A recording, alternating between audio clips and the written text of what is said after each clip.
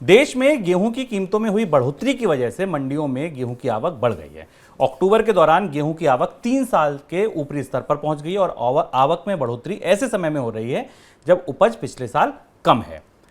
सरकारी आंकड़ों को देखें तो 1 अक्टूबर से 26 अक्टूबर तक देश की कृषि उपज मंडियों में 7 लाख टन से ज्यादा गेहूं की आवक हुई है। पिछले साल पूरे अक्टूबर में 7 लाख टन की आवक रही थी और 2020 के अक्टूबर में तो आवक सिर्फ 5 लाख टन की दर्ज की गई थी। हालांकि 2019 में ये स्थिति बेहतर थी।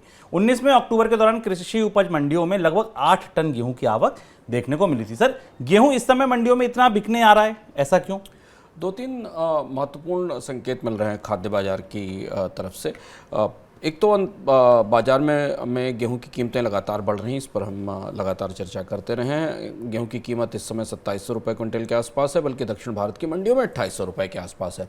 इससे संकेत है कि पिछले 2-3 महीनों में बड़े व्यापारियों के पास और किसानों के पास गेहूँ भंडार में था और वो बाजार में कीमतें बढ़ने का इंतज़ार कर रहे थे। खरीफ की फसल थोड़ी डावाडोल है, बाजार में धान की आवक कम है और इस वजह से गेहूं को लेकर बेहतर संभावना बाजार में दिख रही है, गेहूं की मांग को लेकर, और उसकी वजह से हमें कीमतों में बढ़ोतरी दिख रही है। तो ये शायद निजी स्टॉक्स का जो गेहूं था वो निकलकर मंडियों में आ रहा है। हमें यह ध्यान रखना होगा कि इस साल सरकार गेहूं खरीद का अपना लक्ष्य पूरा नहीं कर सकी थी और गेहूं की कीमतों में लगातार बढ़ोतरी बने रहने के संकेत भी मिल रहे हैं।